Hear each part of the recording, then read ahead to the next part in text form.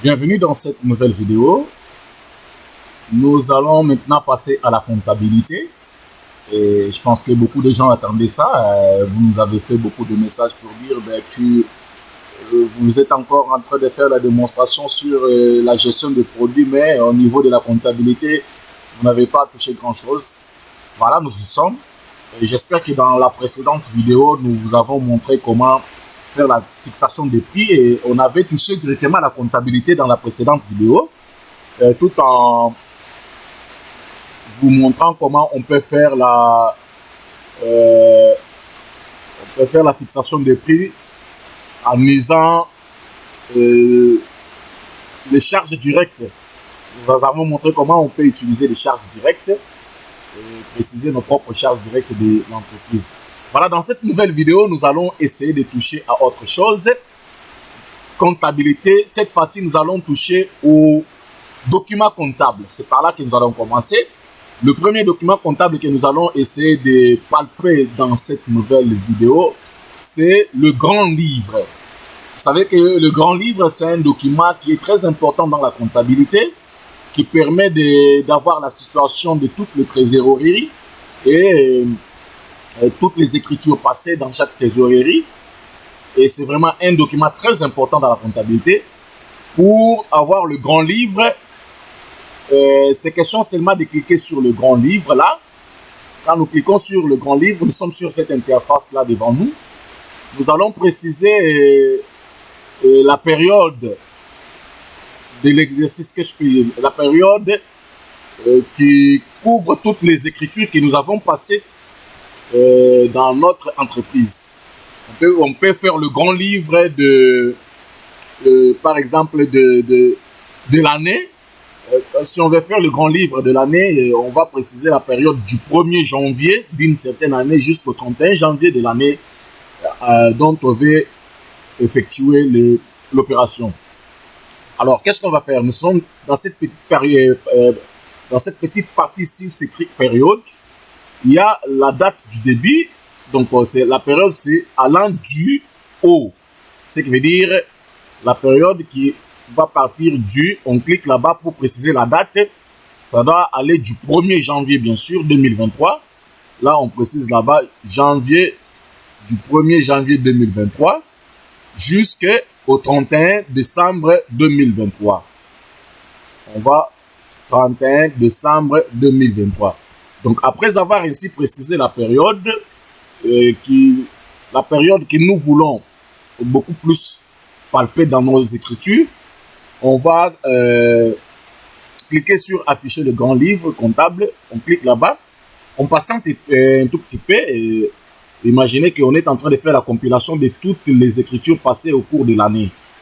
Là, je vous demanderai d'avoir beaucoup de patience parce que le logiciel est en train de compiler tout ce que nous avons passé comme écriture, établir chaque compte de trésorerie et d'affecter les soldes, le débit, le crédit. Vous allez voir, on a là-bas la numérotation, la date, le compte de trésorerie, les charges, les libellés des opérations, le débit, le crédit et les soldes actuels. Donc, on va passer ainsi en revue dans toutes nos trésoreries pour voir toutes les écritures qui sont passées concernant toutes les trésoreries. C'est vraiment une très longue opération. Je vous demanderai toujours d'être patient et surtout ça dépendra de la vitesse de votre machine. Chez moi, j'ai un petit problème de vitesse de ma machine. Ma machine est un peu lente, mais cela n'empêche pas qu'on puisse travailler quand même. Voilà. Nous patientons toujours pendant qu'on est en train de générer le grand livre. Vous voyez que la génération du grand livre est en train de se faire d'une manière automatique là. Jusqu'à la fin, on nous dit toujours de patienter. Le traitement est en cours. Oui, nous patientons, monsieur, parce que nous avons besoin de résultats. Et comme nous avons besoin de résultats, nous sommes obligés de patienter. Voilà. Ok, je pense que c'est terminé. Nous sommes là devant ces grands tableaux que nous pouvons redimensionner comme nous voulons. Je vais essayer un peu d'expliquer comment ça se passe avec le grand livre ici. Ici, nous avons plusieurs rubriques sur ces tableaux-là. Nous avons la première rubrique, c'est la rubrique de numérotation. Après, nous avons la date. On prend le compte des trésoreries, les charges et le libellé des opérations, le débit, le crédit et les soldes. Donc, l'idée est que on va passer en revue dans toutes nos trésoreries. Le logiciel va d'abord dans notre base et parcourt dans chaque trésorerie, récupère d'abord toutes les trésoreries et commence à faire la lecture de toutes les écritures passées pour chaque trésorerie. Vous allez voir que par exemple ici, le 1er mars 2023, dans la trésorerie Equity BCDC CFA, qu'est-ce qui s'est passé? Il y a eu le débit. Donc, il n'y a rien qu'on avait débité là-bas. Dans le crédit, il n'y avait aussi rien. Les soldes étaient de 140 millions de francs CFA. Donc, c'est les soldes qui étaient dans notre trésorerie BCDC Equity. Vous allez voir, vous allez bien comprendre que ces soldes ici étaient, c'était le capital. Vous vous souvenez, dans la vidéo, nous avons essayé de parler du capital numéraire. On a parlé de ces... Je pense que nous n'avons pas encore fait une vidéo sur le capital numéraire. Bon, nous allons y revenir, il n'y a pas de problème. Donc, c'était considéré comme notre capital, ce qui était dans le solde. Alors, en cette date-là, quelles sont les opérations que nous avons passées? En la date du 1er avril 2023, nous sommes ici au niveau des charges. Comme là, c'est le compte de charges. Les charges du personnel, paiement des agents. Donc, on a payé les agents en cette date-là. Et ce paiement des agents était au crédit. Ce qui veut dire on a crédité notre compte. Donc, on a fait sortir l'argent de notre compte. Et c'est là on a mis ça au crédit. L'argent qui a été sorti, c'était de 800 000 francs CFA.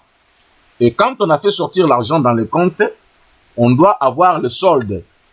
Le solde qui est là-bas de 139 200 francs CFA. C'est correct parce que si nous prenons le solde antérieur qui est 140 millions de francs CFA moins 800 000, ça nous donne le solde qui est là-bas. Alors, comme on n'avait pas passé une autre opération ce jour-là, on avait juste fait le paiement des agents. On nous donne le total journalier. Le total journalier ici au crédit est de 800 000 francs CFA et le total journalier au solde est de 139 200 francs CFA. Très bien.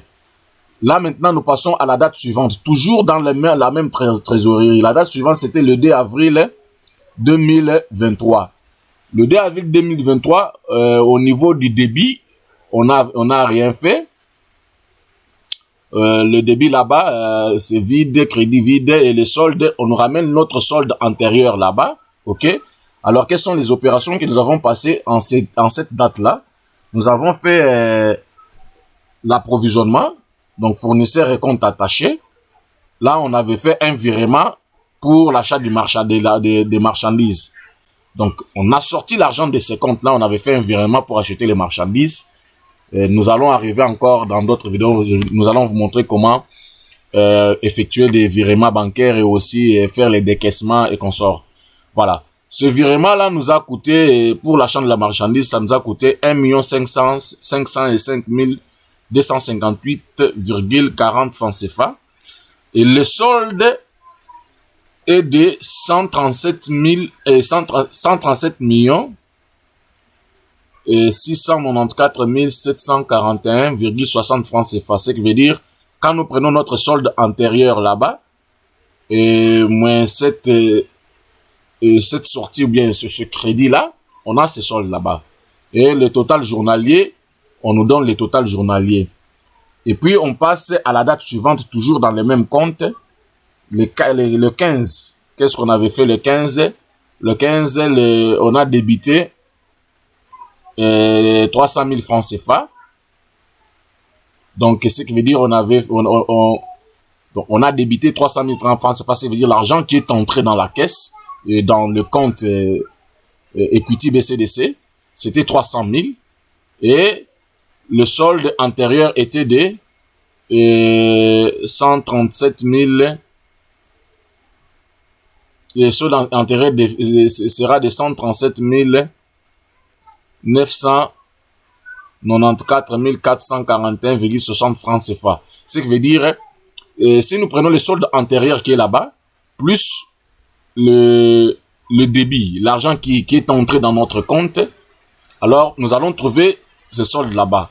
Alors, quelles sont les charges que nous avons effectuées, bien les opérations? Il n'y a rien qui est effectué comme opération et le solde reste toujours le même tel qu'il est là-bas. Voilà. On passe à la date suivante, le 28, toujours dans la même trésorerie. On avait débité 233 885 825 000 francs CFA, je m'excuse. Le comptage des chiffres, c'est un peu compliqué. Voilà. Et le solde est là. On va prendre cette somme-là et on ajoute au solde antérieur. Là, nous avons le solde et il n'y a rien qui est passé comme écriture en ce qui concerne les charges et consorts. Donc, c'est comme ça. On y va caisse par caisse, trésorerie par trésorerie. Là, nous allons jusqu'à la fin de la situation du compte ici. On vous donne la situation totale du compte aidé.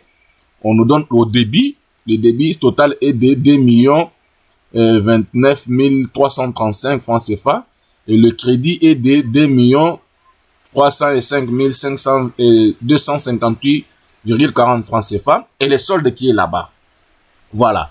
Là, maintenant, on va passer à un autre compte. On va prendre maintenant le compte caisse P, caisse principale. Qu'est-ce qu'il y avait dans la caisse principale à la date du 27?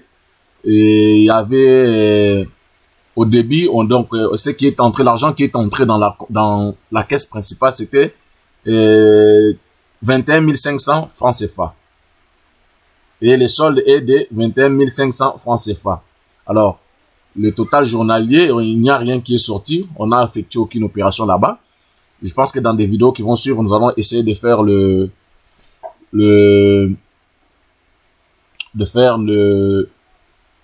la gestion des dépenses. Nous allons y arriver.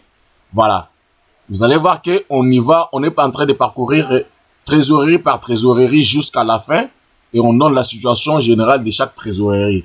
C'est vraiment très vaste cette notion ici du grand livre. Vous allez voir que on a répertorié toutes nos trésoreries et toutes les écritures que nous avons passées dans dans cette période-là, du 1er janvier 2023 jusqu'au 31 décembre 2023. Voilà. Je pense que nous nous arrêtons par là pour cette vidéo et nous avons vu le grand livre, comment ça se génère automatiquement. Et c'est là que vous allez aussi voir la pertinence du logiciel iConta. Nous vous souhaitons vraiment une très bonne exploitation pour ceux qui sont déjà pointés pour prendre notre logiciel et l'utiliser. Nous vous souhaitons vraiment une très bonne exploitation. Nous serons toujours disponibles pour vous à chaque fois qu'il y a une suggestion et chaque fois qu'il y a une remarque et chaque fois qu'il y a quelque chose. N'hésitez pas de nous signaler et nous allons toujours vous répondre. Nous allons toujours répondre à vos besoins. Voilà, ça a été tout pour cette vidéo. Nous allons nous retrouver dans la vidéo suivante pour la démonstration de notre logiciel iConta. Toutefois, n'oubliez pas de vous abonner sur notre chaîne, partagez la vidéo et surtout, si vous avez besoin du logiciel, n'hésitez pas de nous écrire ou de nous contacter selon les coordonnées que nous allons vous donner dans la description de cette vidéo. Merci d'avoir suivi. À très bientôt dans la prochaine vidéo.